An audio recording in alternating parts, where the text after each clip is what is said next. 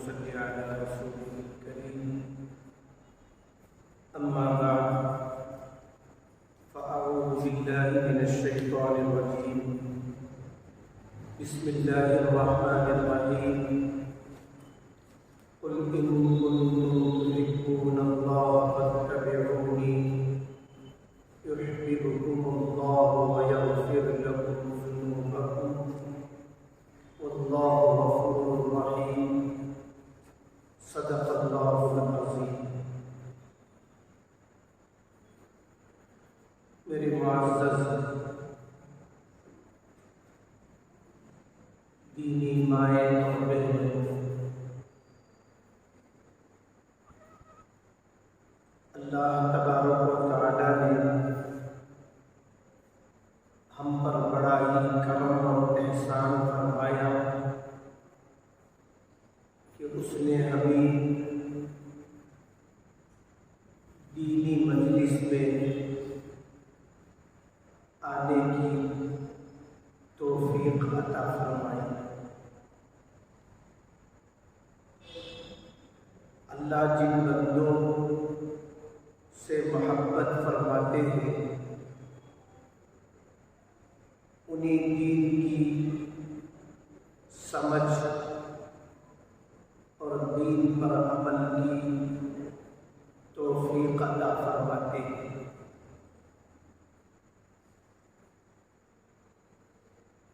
دین کی مجلس میں جب ہم آتے ہیں تو اللہ تعالی ہمیں فرشتوں کی صحبت نصیب فرما دیتے ہیں. جہاں اللہ اور اس کے رسول اور دین کی باتیں ہوتی ہیں وہاں رحمت اور مغفرت والے فرشتے اترتے ہیں اور وہاں جو حاضر ہوتے ہیں ان کے لیے مغفرت کی دعائیں کرتے ہیں. اور اللہ تعالیٰ بھی وعدہ فرماتا ہے میں نے اس مجلس والوں کی مغفرت فرما دی. یہ سننے پر اتنی بڑی فضیلت ہے. دین پر عمل کرنے سے کتنے بڑے مرتبے نصیب ہوں گے. یہی وجہ ہے صحابہ کرام رضی اللہ عنہم کی عورتیں بھی ہمیشہ دین کی باتیں لوگوں تک پہنچایا کرتی تھی. امت کا ایک بڑا طبقہ خصوصاً عورتوں کا دین سے انتہائی دور ہو چکا ہے، جس کے نتیجے میں ان کے گھروں میں پلنے والے بچے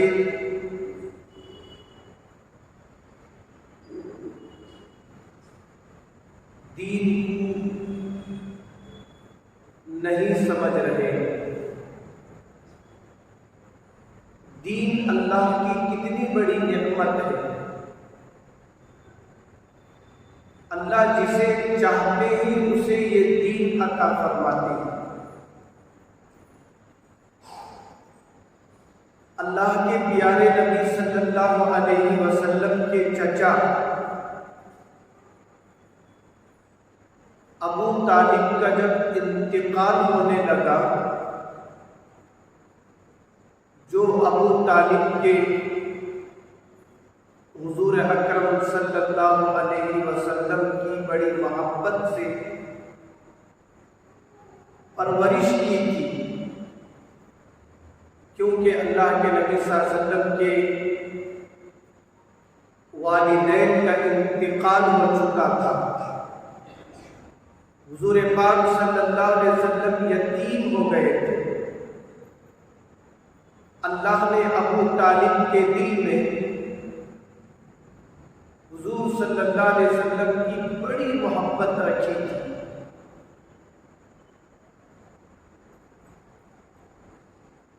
اور جب ان کا انتقال کا وقت آیا تو حضور اکرم صلی اللہ علیہ وسلم کی خواہش تھی کہ وہ انتقال کے وقت کلمہ پڑھ لیں، مسلمان ہو جائے، تاکہ کل قیامت کے دن میں اللہ کی بارگاہ میں ان کے ایمان کی گواہی دوں، ان کی سفارش کر سکوں۔ لیکن مقدر میں ایمان نہیں تھا، اسلام نہیں تھا، باوجود حضور صلی اللہ علیہ وسلم کی خواہش کے ایمان کی توفیق نہیں ملی، تو حضور صلی اللہ علیہ وسلم جب کلمہ پڑھائے تو کہنے لگے، اے بھتیجے محمد صلی اللہ علیہ وسلم، اگر میں مرتے وقت تیرا کلمہ پڑھ لوں گا تو لوگ کہیں گے موت کے ڈر سے ابو طالب نے بھتیجے کا دین قبول کر لیا۔ دنیا کی زندگی کو سامنے رکھ کر اس نے فیصلہ کیا کہ موت کے بعد لوگ مجھے تانے نہ دیں۔ کتنی بڑی دولت سے محروم ہو گیا۔ حضور صلی اللہ علیہ وسلم کو بڑی فکر ہوئی، بڑی رنج ہوئی۔ اللہ نے آیت نازل کی، اِنَّكَ لَا تَهْدِي مَنْ أَحْبَبْتَ وَلَكِنَّ اللَّهَ يَهْدِي مَن يَشَاءُ۔ اے حبیب صلی اللہ علیہ وسلم، آپ جسے چاہے ہدایت نہیں دے سکتے، ہدایت تو اللہ کے ہاتھ میں ہے۔ اللہ جسے چاہے ایمان کی ہدایت دے گے۔ آپ کا کام ہے دین کو لوگوں تک پہنچانا، ہدایت دینا نہ دینا یہ ہمارے اختیار میں ہے۔ اس کے برخلاف حضرت بلال حبشی رضی اللہ عنہ، جو بالکل کالے کلوٹے صحابی تھے، غریب صحابی تھے، اللہ نے انہیں ایمان کی دولت عطا فرمائی۔ ابو طالب دیکھنے میں بھی خوبصورت، مال و دولت میں بھی بڑے، خاندانی وجاہت میں بھی بڑا مقام، لیکن ایمان سے محروم۔ حضرت بلال حبشی صورت کے اعتبار سے، رنگ کے اعتبار سے کالے کلوٹے، مال کے اعتبار سے بھی غریب، لیکن اللہ نے ان کو ہدایت دے دی۔ اسی لیے بلال رضی اللہ عنہ کہا کرتے تھے، اے اللہ تیرا شکر ہے کہ تو نے ہدایت اپنے ہاتھ میں رکھی ہے، اگر لوگوں کے ہاتھ میں ہدایت دے دی جاتی تو مجھ جیسے کالے کلوٹے حبشی کو کون ہدایت دیتا۔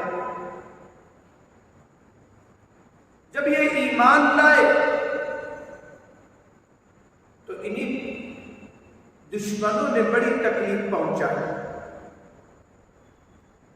گرم گرم چٹان ان کے سینے پر رکھ دیا جاتا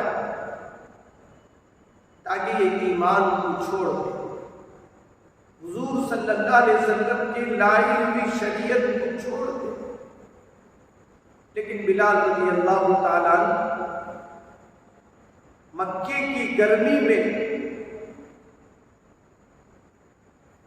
نیچے بھی زمین گرم، اوپر سے چٹان گرم، دھوپ کی تپش، گرم ہوائیں، ہر تکلیف کو برداشت کرتے ہوئے زبان پر ایک ہی نعرہ تھا، احد احد، اللہ ایک ہے، اللہ ایک ہے. حضور سے بے انتہا محبت کرتے تھے، نہ انہیں اپنے کھانے کی پرواہ تھی،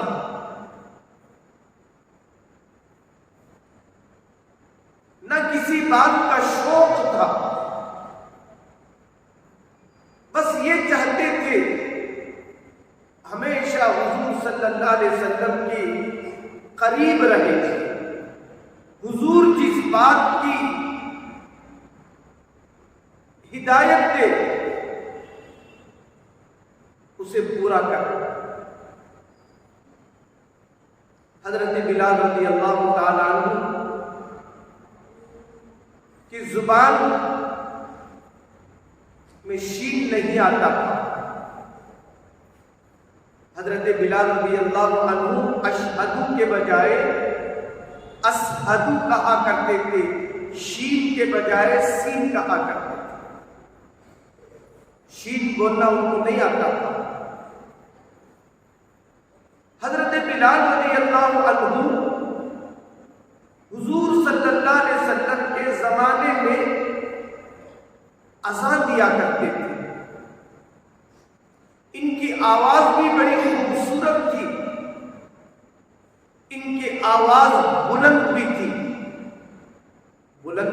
خوبصورت بھی تھی. لیکن ایک کمی تھی، وہ یہ کہ شین بولنا انہیں نہیں آتا تھا. اب جب حضرت بلال رضی اللہ عنہ اذان دیتے، اشہدو اللہ الہ الا اللہ بولتے، تو بعضوں کو اعتراض ہوا. حضور صلی اللہ علیہ وسلم سے آ کر کہے، اے اللہ کے نبی صلی اللہ علیہ وسلم، آپ بلال سے اذان کہنا رکوا دیں، اس لیے کہ ان کو شین کہنا نہیں آتا. وہ اشہدو کے بجائے اسہدو کہتے. اللہ کے نبی صلی اللہ علیہ وسلم نے حضرت بلال سے فرمایا کہ اے بلال، معاملہ یوں ہے، لوگوں کو اس بات پر اعتراض ہے. فرماتے اس رات حضرت بلال رضی اللہ عنہ نے فجر کی اذان نہیں دی. لوگ انتظار کر رہے ہیں صبح کی اذان کب ہوگی. علماء کہتے ہیں صبح ہونے کا نام نہیں ہو رہا. کچھ لوگ حضور صلی اللہ علیہ وسلم کے پاس آئے، کہا کہ اللہ کے نبی صلی اللہ علیہ وسلم صبح نہیں ہو رہا ہے، کیا بات ہے؟ اللہ کے نبی صلی اللہ علیہ وسلم کو معلوم کرایا گیا جب تک بلال اذان نہیں دے گا صبح نہیں ہوگی. یہ اللہ کا فیصلہ ہے کہ بلال کی اذان اللہ کو پسند ہے، اللہ کے نبی کو پسند ہے. لیکن اس رات علماء کہتے ہیں حضرت بلال رضی اللہ عنہ سجدے میں پڑ گئے، اللہ سے رو رو کر کہنے لگے، اے باری تعالی، یا تو بلال کی زبان بدل دے یا اذان بدل دے. کیا کہے؟ یا تو بلال کی زبان بدل دے یا اذان کے کلمات بدل دے. آواز آئی اے بلال نہ اذان بدلی جائے گی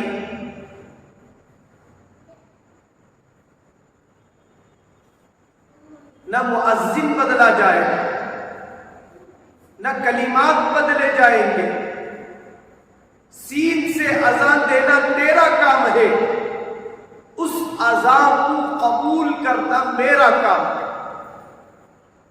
چنانچہ اللہ کے نبی صلی اللہ علیہ وسلم کے زمانے میں حیاتی تک حضرت بلال ہی اذان دیتے تھے، اتنا اللہ تعالیٰ کو ان کی اذان پسند تھی۔ جب حضور صلی اللہ علیہ وسلم کا انتقال ہو گیا مدینہ منورہ میں، تو روایتوں میں آتا ہے حضرت بلال رضی اللہ عنہ کا جی مدینے میں نہیں لگ رہا تھا، اس لیے کہ اب حضور صلی اللہ علیہ وسلم کی مجلس میں بیٹھنا نہیں ہو رہا۔ اللہ کے نبی صلی اللہ علیہ وسلم دنیا سے پردہ فرما چکے ہیں، انتقال کر گئے۔ حضرت بلال کو برداشت نہ ہوا، وہ مدینہ چھوڑ کر چلے گئے۔ کچھ دنوں کے بعد اللہ کے نبی صلی اللہ علیہ وسلم حضرت بلال کے خواب میں آئے، کہا کہ بلال کیا بات ہے، تم میرے پاس مدینہ منورہ نہیں آتے ہو؟ جب بلال رضی اللہ عنہ نے خواب دیکھا، حضور کی محبت میں آپ کے قبر کی زیارت کے لیے تشریف لائے، جب مدینے میں داخل ہوئے تو تمام صحابہ نے اور صحابہ کرام کے بچے اور بچیوں نے حضرت بلال رضی اللہ عنہ سے اصرار کرنے لگے، اے بلال ایک مرتبہ اذان سنا، ایک مرتبہ اذان دے دو۔ فرماتے ہیں کتابوں میں لکھا گیا ہے حضرت بلال نے صحابہ کرام کے اصرار پر، مدینے کے بچے اور بچیوں کے اصرار پر اذان دی، تو مدینے کی عورتیں دہلیز پر آ کر کھڑے ہو گئی، صحابہ مسجد کی طرف بھاگ کر آنے لگے، کہیں حضور صلی اللہ علیہ وسلم کا دور تو واپس لوٹ کر لے آ گئے۔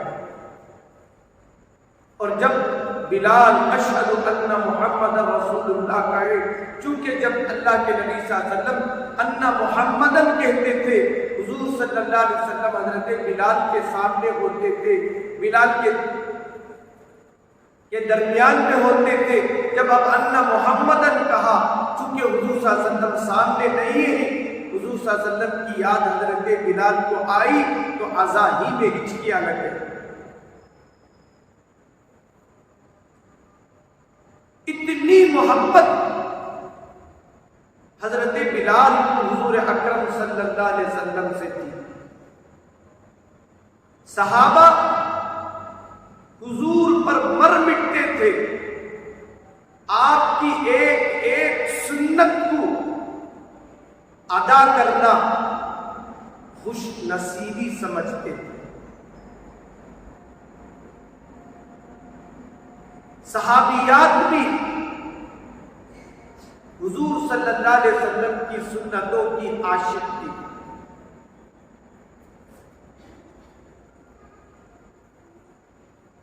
اللہ کے نبی صلی اللہ علیہ وسلم نے ایک موقع پر فرمایا، تم اپنی جان سے زیادہ مجھ سے محبت کرو۔ صحابہ رضی اللہ عنہم نے یہ کہنے کے بعد اپنی جان کی پرواہ نہیں کی،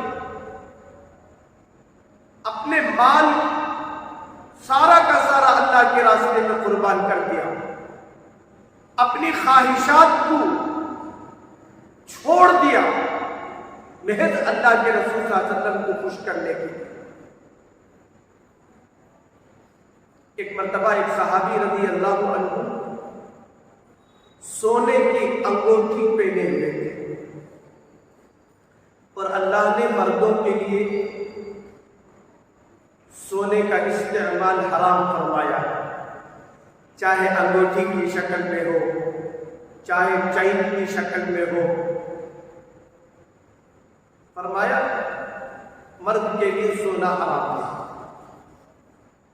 عورتوں کے لیے حلال ہے۔ عورت درجہ کے کیا رکھا کئی کا ہے، عورتوں کے لیے سونا حلال ہے۔ اللہ نے سونے کی محبت عورتوں کے دل میں رکھا بھی ہے، اسی لیے رکھا ہے کہ وہ حلال ہے، مردوں کے لیے حرام ہے۔ اب اللہ کے نبی صلی اللہ علیہ وسلم نے ایک صحابی سے فرمایا کہ اسے نکال دو۔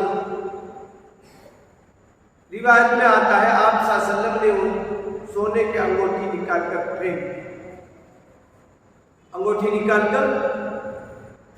دی۔ وہ صحابی رضی اللہ عنہ نے اس انگوٹھی کو نہیں اٹھایا،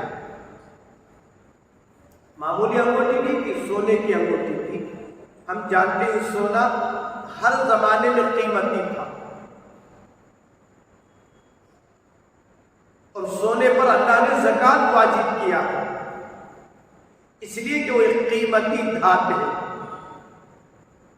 ہر زمانے میں سونے کی قدر، یہاں تک روایتوں میں آتا ہے اللہ پاک جنت میں جنتی کے لیے جو گھر بنائیں گے اس میں ایک اینٹ سونے کی ہوگی، ایک اینٹ چاندی کی ہوگی۔ تو جنت میں بھی سونا ہوگا۔ مردوں کو اللہ جنت میں سونے کا کنگن پہنائیں گے، اس لیے کہ وہ دنیا میں اللہ کے کہنے پر سونے کے استعمال کو چھوڑ دیا۔ اب وہ صحابی رضی اللہ عنہ کی انگوٹھی جب پھینک دی گئی تو حضور صلی اللہ علیہ وسلم کے جانے کے بعد بعض صحابہ نے کہا کہ اللہ کے نبی صلی اللہ علیہ وسلم نے اسے حرام فرمایا ہے، ٹھیک ہے وہ انگوٹھی تم اٹھاؤ، اپنے گھر میں کسی عورت کو دے دو یا رشتہ دار میں دے دو یا بیچ کر اس کے پیسے صدقہ کر دو۔ تو وہ صحابی رضی اللہ عنہ کہنے لگے جس چیز کو حضور نے اپنے ہاتھوں سے پھینک دیا اب وہ چیز مجھے اٹھانا گوارا نہیں، چاہے وہ کتنی ہی قیمتی کیوں نہ ہو۔ دیکھیے صحابہ کے دل میں حضور کی بات کی کتنی عظمت تھی، ایک چیز کو حضور نے پسند نہیں کیا، حضور نے پھینک دیا، اسے اٹھانا بھی گوارا نہیں کیا۔ آج ہم حضرت کیا کرتے ہیں، تعویل کر لیتے، ہیلے بہانے بنا کر اسے استعمال میں لا لیتے، لیکن وہ صحابی کسی بھی طرح استعمال میں لانا پسند نہیں کیا۔ حضرت مصعب رضی اللہ عنہ بڑے مالدار صحابی تھے، ان کے والدین کو اللہ نے بڑی دولت عطا کی تھی۔ حضرت مصعب ابن عمیر رضی اللہ عنہ اتنے مالدار صحابی تھے، روایتوں میں آتا ہے ایک ایک دن میں 200 درہم کا کپڑا پہنتے تھے۔ درہم بولے تو چاندی کا سکہ، آج 200 درہم کو تو 1000 نہیں، لاکھ نہیں، بلکہ کروڑوں کے قریب اس کے پیسے پہنچ جائیں گے یا کروڑ کے قریب پہنچ جائیں گے۔ ایک دن کو 200 درہم کا لباس پہنتے اور خوشبو بھی اتنا قیمتی لگاتے تھے۔ مصعب ابن عمیر رضی اللہ عنہ جب کسی گلی سے گزر جاتے لوگ پہچان لے جاتے خوشبو کی وجہ سے کہ اس گلی سے مصعب ابن عمیر رضی اللہ عنہ گزرے۔ ان سے بڑھ کر لباس مکے میں کوئی نہیں پہنتا تھا، ان سے قیمتی عطر مکے میں کوئی نہیں لگاتا، بلکہ علماء نے یہاں تک بیان کیا ہے کہ جب عطر بیچنے والا کوئی قیمتی عطر لے کر آتا تو سب سے پہلے مصعب ابن عمیر رضی اللہ عنہ کے والد اس عطر کو خریدتے تھے تاکہ میرا بیٹا قیمتی سے قیمتی عطر استعمال کرے۔ ان کے والد کا جب انتقال ہو گیا، اللہ کے نبی صلی اللہ علیہ وسلم کا دین ان تک پہنچا، اللہ نے ان کو دین کی سمجھ عطا فرما دی، تو انہوں نے دین کو قبول کر لیا۔ بالکل جوان صحابی تھے، بالکل جوانی کی دین قبول کر لیا۔ ان کا ایک چچا تھا جو پورے باپ کے مال و دولت پر قبضہ کر لیا تھا، وہی مصعب بن عمیر پر بھی باپ کا دولت خرچ کرتا تھا۔ جب اسے معلوم ہوا مصعب بن عمیر رضی اللہ عنہ اسلام قبول کر لیے، تو اس نے مصعب بن عمیر کو دھمکی دی، اگر تو نے محمد صلی اللہ علیہ وسلم کے دین کو نہیں چھوڑے گا تو تجھ پر ایک پیسے میں خرچ نہیں کروں گا۔ حالانکہ باپ کی دولت تھی۔ مصعب بن عمیر رضی اللہ عنہ نے فرمایا مذائقہ نہیں۔ چچا یہ سمجھ رہا تھا اگر میں دولت کی دھمکی دوں گا تو مصعب بن عمیر چونکہ ناز و نخرے میں پلے ہیں، عیش و عشرت میں پلے ہیں، ڈر کر دین چھوڑ دیں گے۔ لیکن مصعب بن عمیر رضی اللہ عنہ نے ہمت کر لیا، اللہ کے لیے ہر قسم کی تکلیف کو برداشت کرنا۔ کہا کہ مجھے کوئی پیسوں کی ضرورت نہیں، میں دین چھوڑنے کے لیے تیار ہوں۔ اب ماں نے بلا کر سمجھا، بیٹے تیرے باپ کی چھوڑی ہوئی اتنی دولت ہے، دین چھوڑ دے، اتنی دولت ورنہ دوسرے قبضہ کر لیں گے۔ کہا کہ امی جان مجھے وہ دین پسند ہے جس کے اندر انسانیت ہے، جس کے اندر ایک اللہ کی عبادت ہے اور وہی اللہ عبادت کے لائق ہے، میں اس دین کو کسی حال میں نہیں چھوڑوں گا۔ ماں کی نصیحت پر بھی دین نہیں چھوڑے۔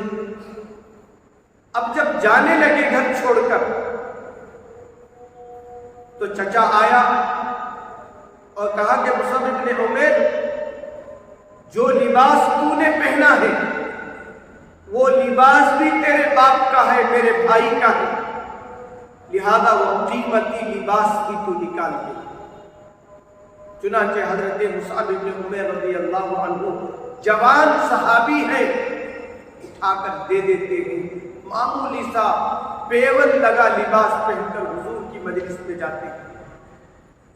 حضور صلی اللہ علیہ وسلم ان کی اس حالت کو دیکھتے ہیں کہ معمولی سا لباس مصعب بن عمیر پہنے ہیں اور اس میں پیوند لگا ہوا ہے، کیسی شاہی زندگی ایمان سے پہلے گزار رہے تھے، ایمان لانے کے بعد اتنی قربانی مصعب بن عمیر دینے کے لیے تیار ہیں۔ اللہ کے نبی صلی اللہ علیہ وسلم کے آنکھوں سے آنسو آ گئے،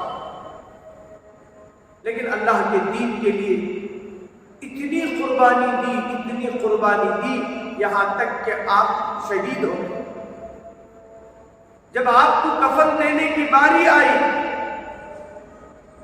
تو روایتوں میں آتا ہے حضرت حمزہ رضی اللہ عنہ کے لیے جو کفن کے 2 کپڑے لائے گئے، اس میں سے ایک کپڑے میں حضرت مصعب بن عمیر رضی اللہ عنہ کو کفن دیا گیا۔ تو صحابہ نے جب دین کو سمجھ لیا تو دنیا کی کوئی چیز ان کی نظر میں بڑی نہیں تھی۔ وہ سمجھتے تھے یہ دنیا دارالامتحان ہے، یہاں ہر بندے کے ساتھ اللہ امتحان کا معاملہ کرے گا، امتحان گاہ ہے یہ، امتحان دے کر ہمیں جیسے گھر جاتے ہیں اس طرح امتحان دے کر ہمیں اس دنیا سے جانا ہے۔ صحابہ رضی اللہ عنہ خوشی میں بھی غم میں بھی اللہ کے نبی صلی اللہ علیہ وسلم کے دین کو نہیں چھوڑے۔ آج ہم خوشی ہوتی ہے تو اللہ کے دین کو چھوڑ دیتے ہیں، نمازوں کو چھوڑ دیتے ہیں، تلاوت کو چھوڑ دیتے ہیں، سچ کو چھوڑ دیتے ہیں۔ صحابہ رضی اللہ عنہم نے اس دین کے لیے نفس کی ہر خواہش کو چھوڑ دیا۔ وہ جانتے تھے یہ دین اللہ کے نزدیک بڑی قدر و قیمت والی ہے۔ اللہ کے نبی صلی اللہ علیہ وسلم نے ایک مرتبہ صحابہ سے فرمایا، جب کوئی تکلیف آئے تو پہلے نماز پڑھو۔ پورے صحابہ کی زندگی آپ دیکھو، جب بھی صحابہ پر تکلیف آتی تو صحابہ نماز کا اہتمام کرتے، ان کی وضو، ان کی نمازیں حضور صلی اللہ علیہ وسلم کے وضو اور نماز کی طرح ان کی نماز اور وضو ہوتی تھی، ہماری طرح نہیں۔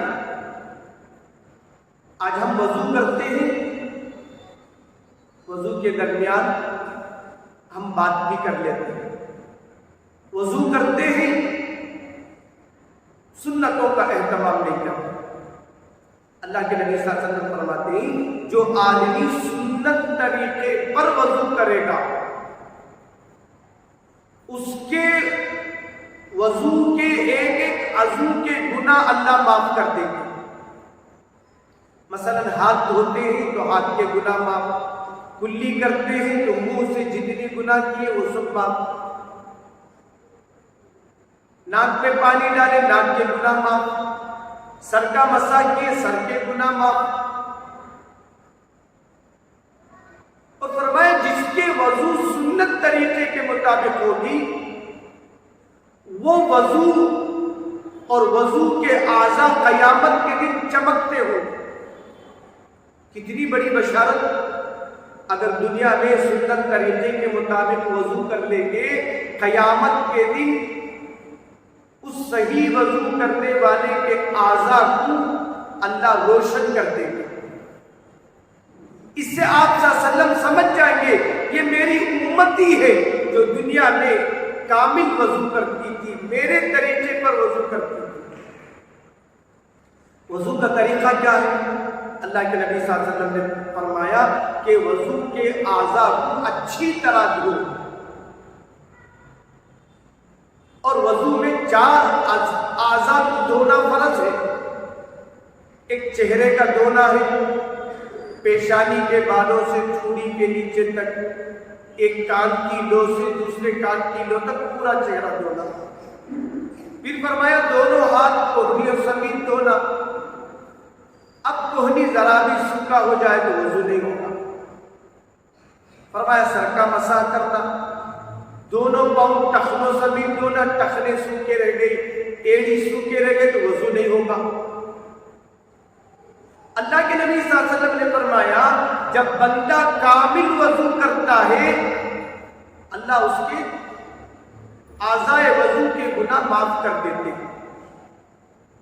اور وضو میں 1 مرتبہ پانی ڈالنا فرض ہے،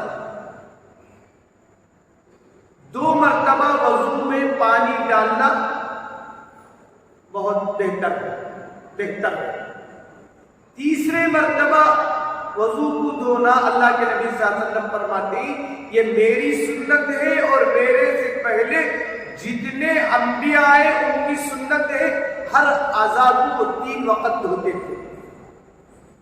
اب فرمایا 4تھی مرتبہ دھونے تک کی نوبت نہ لو۔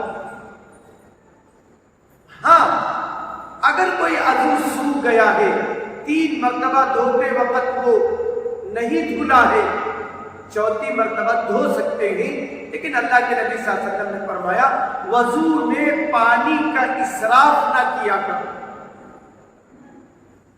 3 مرتبہ ہی میں وضو کے عضو کو اچھی طرح دھو لو،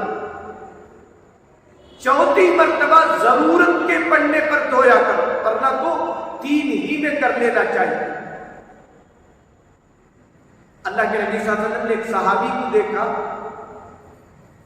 جو سمندر کے کنارے وضو کر رہے تھے، اور ہم جانتے ہیں سمندر کا پانی کتنا ہوتا ہے، وہ صحابی کو دیکھا کہ تھوڑا زیادہ پانی وضو کے لیے استعمال کر لی، تو اللہ کے نبی صلی اللہ علیہ وسلم نے فرمایا کہ وضو میں پانی اسراف نہ کرو، اگرچہ کہ تم نہر کے دریا کے پاس بھی بیٹھے ہو۔ پانی اللہ کی نعمتوں میں سے ایک نعمت ہے، اسے اسراف نہ کرو۔ دولت اللہ کی ایک نعمت ہے، اسے اسراف نہ کرو۔ صدقہ کرو، خیرات کرو، دوسروں کی مدد کرو، ضرورتوں کو پورا کرو، اچھا کھاؤ، اچھا پہنو، اچھا پیو، انکار نہیں ہے، لیکن اللہ کو اسراف پسند نہیں۔ اسراف سے خوش کون ہوتے ہیں؟ شیطان ہوتا ہے۔ آج ہم شادی بیاہ میں کیا کرتے ہیں؟ اسراف خرچ کرتے ہیں۔ لوگ ہماری شادی کی تعریف کریں، لوگ ہماری نسبت کی تعریف کریں، لوگ ہماری ہلدی کی تعریف کریں۔ نہیں، اسراف میں اللہ برکت نہیں دیتے ہیں، اسراف کرنے والوں کو اللہ پسند نہیں فرماتے۔ آپ شادیوں میں کتنا بھی خرچ کر دو، اس خرچ پر اللہ کی طرف سے کوئی خیر اور بدلہ نہیں ہے۔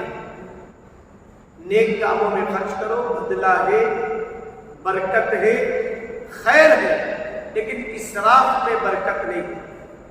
اسی لیے اللہ کے نبی صلی اللہ علیہ وسلم نے فرمایا شادی کو سادی کیا کرو۔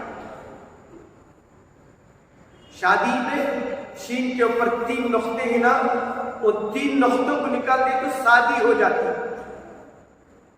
اور اللہ کو وہ نکاح پسند ہے جس میں خرچ کم ہو۔ آج ہمیں اسراف کرتے لوگ تعریف کریں گے، ایک کھانے کے بجائے 5 کھانے رکھتے لوگ تعریف کریں گے، حالانکہ وہاں رزق جو ہے ضائع ہوتا ہے۔ ایک آدمی کتنا کھائے گا اور کون کون سی چیزوں کو کھائے گا؟ 5 کے 5 چیز اسراف ہو جاتی، یہ اللہ کو پسند نہیں ہے۔ حضرت حکیم الامت اشرف علی تھانوی رحمۃ اللہ علیہ فرماتے ہیں، ان کے زمانے میں ایک مالدار آدمی تھا، اس نے اپنے بچے کی شادی کیا، بڑے زور و شور کے ساتھ، پورے گاؤں والوں کو شادی میں بلایا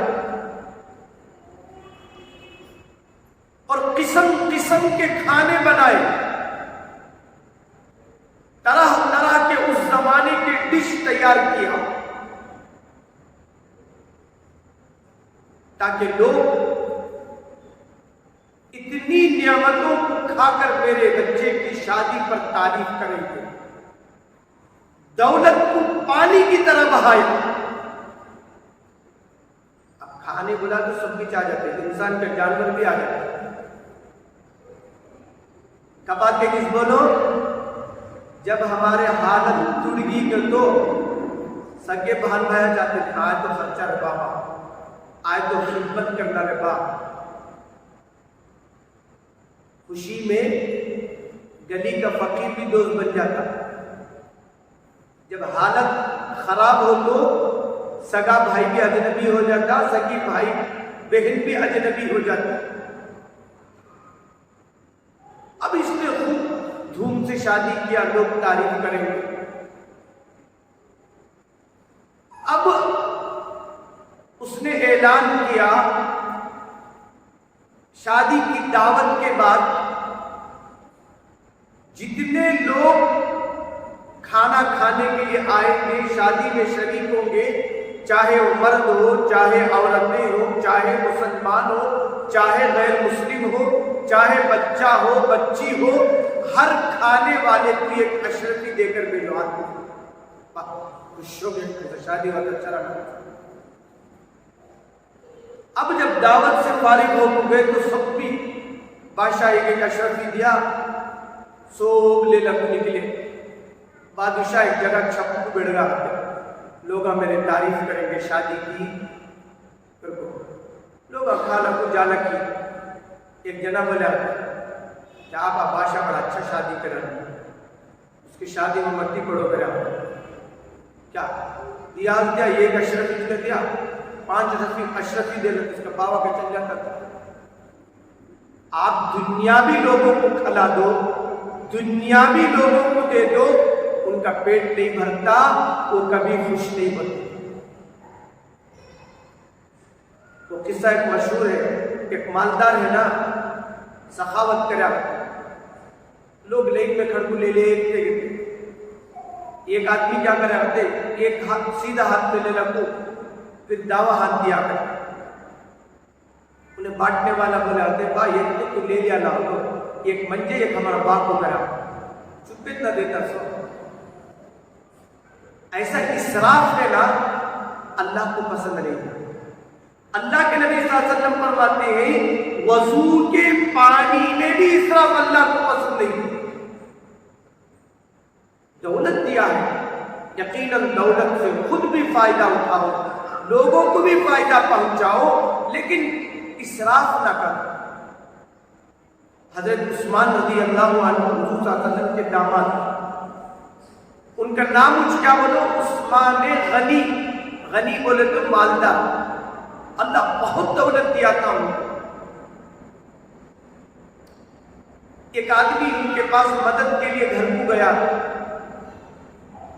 تو حضرت عثمان رضی اللہ عنہ اپنی بیوی رقیہ کو کی ام کلثوم کو کی. 2 بیٹیاں حضور صلی اللہ علیہ وسلم کے نکاح میں آئے ایک کے انتقال کے بعد ایک نکاح میں آئے. حضرت عثمان رضی اللہ عنہ اپنی بیوی کو نصیحت کر رہے تھے چراغ کی بتی کیوں موٹی کر دی تم نے. چراغ کی بتی معمولی سا رکھنا تھا کیوں موٹی کر دی. موٹی کریں گے تو تیل زیادہ خرچ ہوگا. ابھی جو مانگنے والا عثمان غنی کے دہلیز پر کھڑا تھا انہیں پریشان ہو گیا کہتے جو آدمی گھر میں تیل کا حساب کرتا ہے بتی کا حساب کرتا ہے وہ میری کیا مدد کرے گا. عثمان غنی رضی اللہ عنہ معلوم ہوا دہلی میں کوئی آدمی کھڑا ہے باہر آئے پوچھا بھائی کیوں آنا ہوا. کہا میں اس طرح آپ سے مدد کی امید لے کر آیا تھا لیکن میں آپ کے گھر میں یہ آواز سنا بتی بڑھا دی تیل بڑھ گیا فلا فلا. عثمان غنی رضی اللہ عنہ نے پوچھا تیری کیا ضرورت ہے. وہ آدمی نے اپنی ضرورت بتائی. عثمان غنی رضی اللہ عنہ گھر تشریف اندر گئے.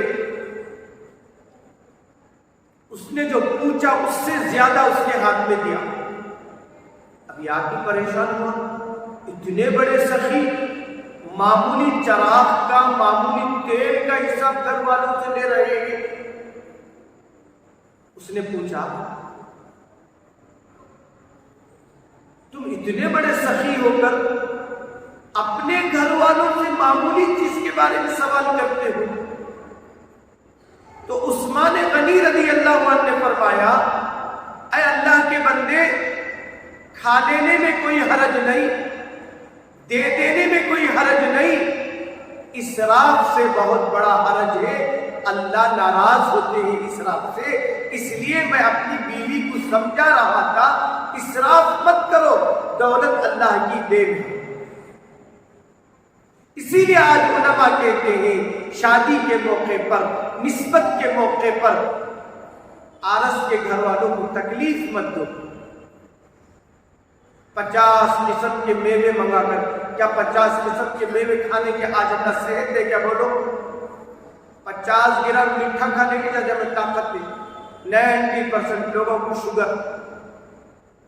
چپ کے شان کے لیے شوکت کے لیے امت کے پیسے ضائع کرتے. معلوم نہیں لڑکی کا باپ کہاں کہاں قرض لے گا یا کون سی چیز بیچے گا. زندگی بھر کی کمائی ہوئی دولت لٹا دیتا.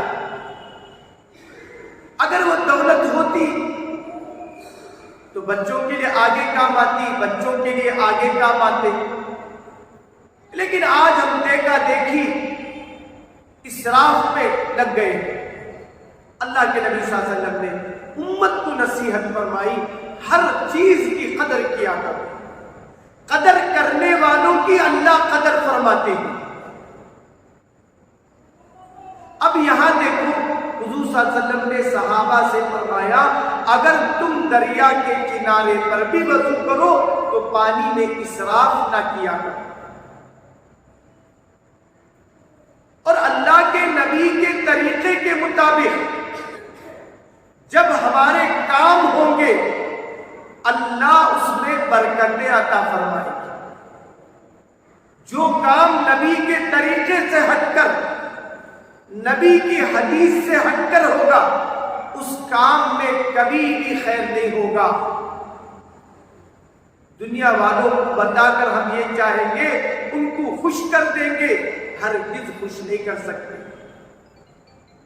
اللہ نے قرآن کے اندر صحابہ سے فرمایا ان کنتم تحبون اللہ فاتبعونی، اگر تم اللہ سے محبت کرتے ہو تو میرے حبیب صلی اللہ علیہ وسلم کے طریقے کو اپنی زندگی میں لا دو۔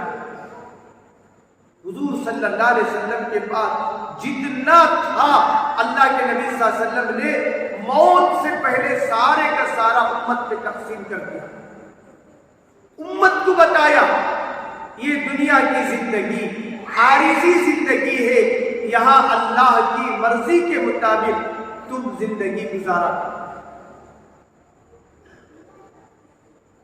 صحابہ رضی اللہ عنہم حضور صلی اللہ علیہ وسلم کے ارشاد کو سامنے رکھ کر کبھی کبھی اپنی خواہشات کی قربانی دے دیتے۔ ہمیں بھی چاہیے ہمارا ہر کام، ہمارے گھر کی ہر زندگی کے کام حضور صلی اللہ علیہ وسلم کے سنت کے مطابق۔ ہم حضور کی پیدائش پر میٹھا بنا کر تقسیم کر دیتے، کھانا بنا کر تقسیم کر دیتے، یقیناً یہ خوشی کی بات ہے، لیکن فرمایا اس سے زیادہ خوشی حضور صلی اللہ علیہ وسلم کو اس وقت ہوتی ہے جب کوئی بندی ان کے طریقے پر عمل کرتی ہے۔ اللہ عز و جل سے دعا ہے اللہ تعالیٰ ہمیں بھی حضور پاک صلی اللہ علیہ وسلم سے سچی محبت نصیب فرمائے، آپ کے پیارے پیارے طریقوں کو ہمارے گھروں میں، ہماری زندگیوں میں داخل فرمائے۔ اللہ تعالیٰ رسوم و رواج سے، بیکار اسراف سے اللہ تعالیٰ ہماری حفاظت فرمائے۔ اللہ تعالیٰ ہمارے جان میں، مال میں، صحت میں، دولت میں دن بدن اللہ برکتیں عطا فرمائے۔ وآخر دعوانا الحمدللہ رب العالمین۔ کل جمعے کا مبارک دن ہے، سورہ کہف، سورہ دخان کی تلاوت کریں اور کثرت سے حضور صلی اللہ علیہ وسلم پر درود شریف پڑھیں، خصوصاً عصر کے بعد۔ اللہم صلی علی محمد النبی الامی وعلی آلہ وسلم تسلیما ولا درود 80 مرتبہ پڑھیں۔ اللہ 80 سال کے گناہ کو معاف فرما دیتے ہیں۔ اللہ تعالی ہماری دعاؤں کو جمعے کے دن قبول فرماتے ہیں، دعاؤں کا بھی اہتمام کریں۔ اللہم صلی علی سیدنا مولانا محمد وعلی آل سیدنا مولانا محمد وبارک وسلم۔ ربنا آتنا فی الدنیا حسنۃ وفی الآخرۃ حسنۃ وقنا عذاب النار۔ یا رب العالمین و یا ارحم الراحمین، اے اللہ ہمارے گناہوں کو معاف فرما، اے اللہ ہمیں آگے کی زندگی میں برکتیں نصیب فرما، ہمارے جان میں برکت عطا فرما، مال میں برکت عطا فرما، عزت میں برکت عطا فرما۔ اے اللہ ہم سب کو صحت کی دولت سے مالا مال فرما۔ اے اللہ ہمارے درمیان محبتوں کو عام فرما، نفرتوں کو ختم فرما۔ اے اللہ حلال اور پاکیزہ روزی نصیب فرما۔ اے اللہ ہمارے بچوں کے مستقبل کو روشن فرما۔ اے اللہ ان کے دنیا کی بہترین فرما، آخرت کی بہترین فرما۔ اے اللہ تیرے نبی پاک صلی اللہ علیہ وسلم کے مبارک طریقے کو ہماری زندگیوں میں داخل فرما۔ اے اللہ ہمیں دنیا کی خوشیاں بھی عطا فرما، دنیا کے رنج سے، غم سے ہماری حفاظت فرما۔ اے اللہ جتنے بچے بچیاں ہیں نیک جوڑے عطا فرما۔ اے اللہ جتنے لوگ بیمار ہیں صحت عطا فرما۔ اے اللہ جتنے بچے پڑھ رہے ہیں ان کو تعلیم آسان فرما۔ اے اللہ ان کے اے اللہ اونچے اونچے تعلیم کی توفیق عطا فرما۔ اے اللہ ہمارے اخلاق کو بہتر بنا دے۔ اے اللہ ہمارے درمیان محبتوں کو عام فرما۔ جتنے لوگ انتقال ہو چکے ہیں ان کی مغفرت فرما، جتنے گھر میں لوگ انتقال کی وجہ سے غم زدہ ہیں، مولا ان گھر والوں کو صبر جمیل عطا فرما۔ اے اللہ اس کی دعا کو محض اپنے لطف و کرم سے حضور صلی اللہ علیہ وسلم کے صدقے میں قبول فرما۔ صلی اللہ تعالی علی خیر خلقہ محمد و آلہ و اصحابہ اجمعین برحمتک یا ارحم الراحمین والحمد للہ رب العالمین۔ آئندہ دور میرا بیان نہیں ہوگا، مشورے سے اعلان کیا جائے گا، یا تو جمعرات کا بیان منگل میں کرنا ہے یا جمعرات کے دن کرنا ہے، انشاءاللہ وہ بعد میں معلوم کرایا جائے گا۔ بہرحال آنے والے دن جمعرات میں بیان